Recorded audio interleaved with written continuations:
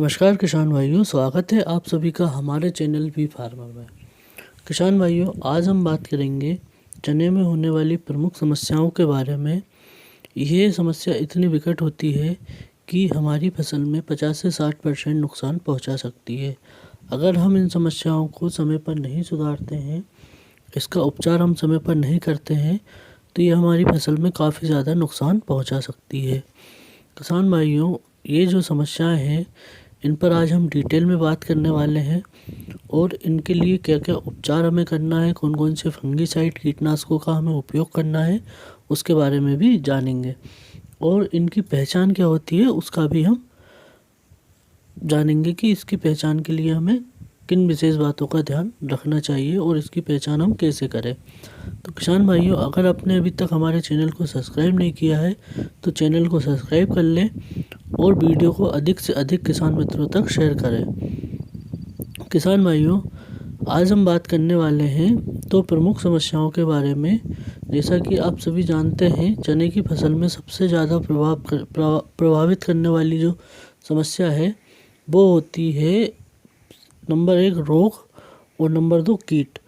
इन दोनों का अगर प्रकोप हमारी चने की फसल में पड़ जाए और अगर हम समय रहते इसका नियंत्रण नहीं करें तो इसका हमें काफ़ी ज़्यादा नुकसान देखने को मिल सकता है।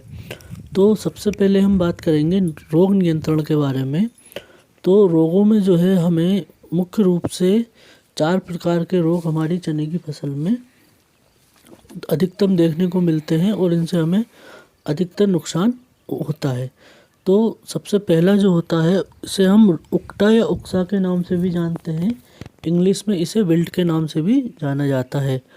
सेकंड जो है तना सड़न रोग होता है और नंबर 3 जो होता है वो होता है जड़ गलन और नंबर 4 होता है किट रोग, जिसे रस्ट के नाम से भी जाना जाता है। अब हम बात करेंगे कि उकटा रोग के लिए हमें क्या पहचान करनी है, इसकी पहचान कैसे होगी और इसका जो है नियंत्रण हमें कैसे करना है। तो उकटा जो है इसे बिल्ट के नाम से भी जाना जाता है। ये चने की फसल का प्रमुख रोग है और ये चने की फसल में मुख्य रूप से जो है हानि पहुंचाता है। इसका प्रकोप इतना भयावह होता है कि ये पूरा खेत को इसकी चपेट में ले लेता है और यह एक फ्यूजेरियम ऑक्सीस्पोरम नामक फफूंद की वजह से होता है। यह मृदा तथा बीज जनित बीमारी है। यह रोग शुरुआती अवस्था में पौधे में फली लगने तक किसी भी अवस्था में हो सकता है। अगर इसके लक्षण की हम बात करें तो ये शुरुआत में छोटे छोटे हिस्सों में दिखाई देता है और धीरे धीरे पूरे खेत में फैल जाता है। इस रोग को पौधे की पत्तियां सूख जाती है और उसके बाद पूरा पौधा मुरझा जाता है और सूख जाता है। इस रोग से ग्रसित पौधे की जड़ जो होती है उसके पास अगर हम चीरा लगाएंगे तो जड़ जो है बीच में से पूरी एक काली लाइन हमें दिखाई देती है। तो ये तो हो गई इसकी पहचान की बात। अब हम बात करते हैं कि उकटा रोग के लिए हमें जो है उपचार के लिए हमें क्या करना चाहिए। तो उकटा रोग का जो उपचार है वो 2 तरीके से किया जा सकता है। नंबर 1, यदि हम जो है सिंचाई के समय अगर उपचार करना चाहें तो सिंचाई के साथ हमें जो है थायोफेनेट मिथाइल का 70% WP का जो है टेक्निकल आता है, उसका 300 ग्राम प्रति एकड़ के हिसाब से मिट्टी या कंपोस्ट या फिर रेत में मिलाकर हम खेत में फैला दें और उसके ऊपर से सिंचाई कर दें। इससे क्या होगा कि जो हम फंगीसाइड हमारी खेत में डाला है वो अच्छे तरीके से हमारी पौधों की जड़ों तक पहुंच जाएगा और जो फफूंद का अटैक हमारी फसल में हो रहा है उसको कंट्रोल किया जा सकता है। हालांकि जिन पौधों में ऑलरेडी अटैक हो चुका है, जो पौधे मुरझा चुके हैं, उनको वापस नहीं लाया जा सकता, लेकिन अधिक नुकसान होने से इसको बचाया जा सकता है। और इसका एक स्प्रे भी हम कर सकते हैं। तो स्प्रे के लिए हमें जो है फास्टेल का एल जो है 80% WP टेक्निकल में आता है। ये बायर कंपनी की एलाइट के नाम से भी आता है और अदर कंपनियों के नाम से भी आता है, लेकिन बायर का जो है एलाइट बहुत अच्छे क्वालिटी का होता है। अगर आपको उपलब्ध हो जाए तो आप इसका स्प्रे कर सकते हैं। इसके स्प्रे के लिए आपको 15 लीटर पानी में 25 ग्राम का उपयोग करना है या फिर आप 250 से 350 ग्राम प्रति एकड़ के हिसाब से भी इसका छिड़काव कर सकते हैं। हमें अच्छे रिजल्ट देखने को मिलेंगे। सेकंड आता है हमारा तना सड़न रोग। इस रोग के लक्षण सबसे पहले तने पर लंबे लंबे धब्बों के रूप में दिखाई देते हैं, जिस पर रुई के समान फफूंद बन जाती है और पौधा मुरझाकर सूख जाता है। इसके नियंत्रण के लिए हमें क्लोरोथानील 70% WP, जो कि 300 ग्राम प्रति एकड़ के हिसाब से हमें उपयोग करना है, या फिर कार्बेंडाइजिम 12% के साथ में मेनकोजोब 63% WP का 500 ग्राम प्रति एकड़ के हिसाब से 200 लीटर पानी में मिलाकर छिड़काव करें। इससे हमें बहुत अच्छा रिजल्ट देखने को मिल सकता है अगर हमारे खेत में तना सड़न रोग है तो। तीसरा बात करते हैं हम जड़ गलन रोग के बारे में। तो इसका जो है स्वस्थ पौधों के बीच में रोगग्रस्त पौधे सूखकर मर जाते हैं और रोगग्रस्त पौधों को उखाड़कर देखने पर जड़ व तने से जुड़ने वाले स्थान पर फफूंद की सफ़ेद बढ़वार देखने को मिलती है। यह समस्या खेत में जल भराव के कारण भी देखने को मिल सकती है।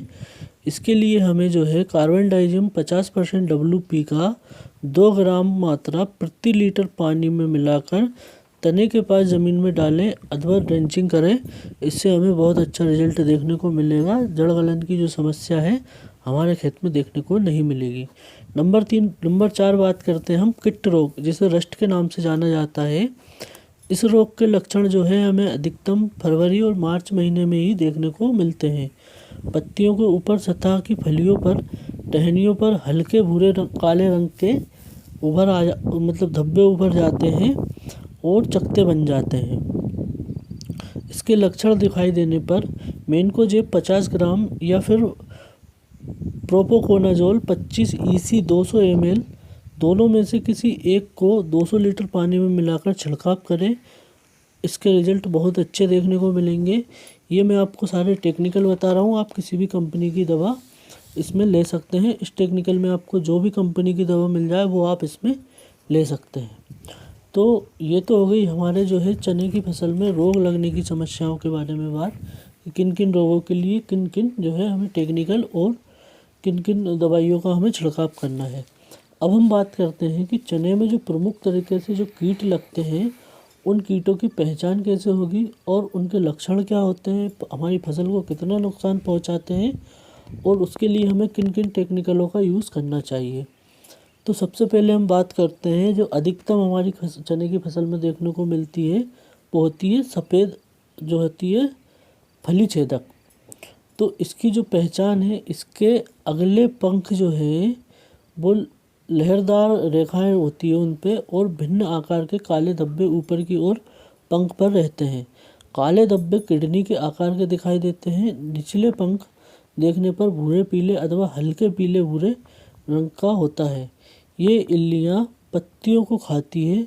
फली बनने पर फली छेदक दाना खा जाती है।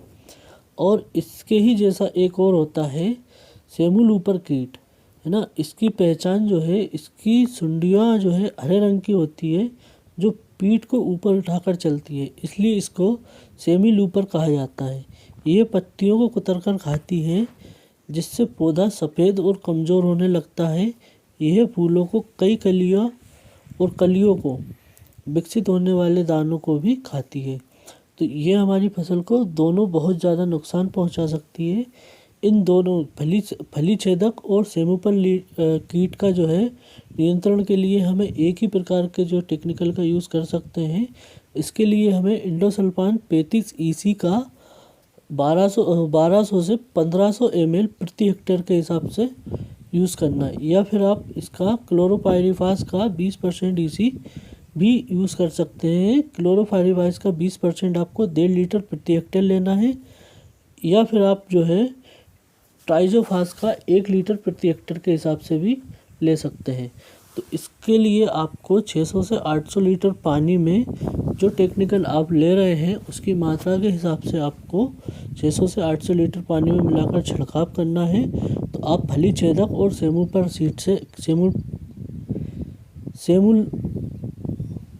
ऊपर कीट से छुटकारा पा सकते हैं। अब हम बात करते हैं हमारे तीसरे कीट के बारे में, जिसका नाम है कटुआ कीट। इसका जो है व्यक्त पतंगा भूरे रंग का होता है। पंखों पर लहरदार रेखाएं या धब्बे होते हैं। इसकी लंबाई 3 से 5 सेंटीमीटर तक हो सकती है। यह जो है इसकी इल्लियाँ शाम को रात में निकलती है। कोमल पौधों, तनों और शाखाओं को आधार पर काटती है और कटे हुए भाग को मिट्टी में खाने के लिए खींचती है। इसके नियंत्रण के लिए हमें जो है इंडोसल्फान 35% EC की 1200 से 1500 ml या फिर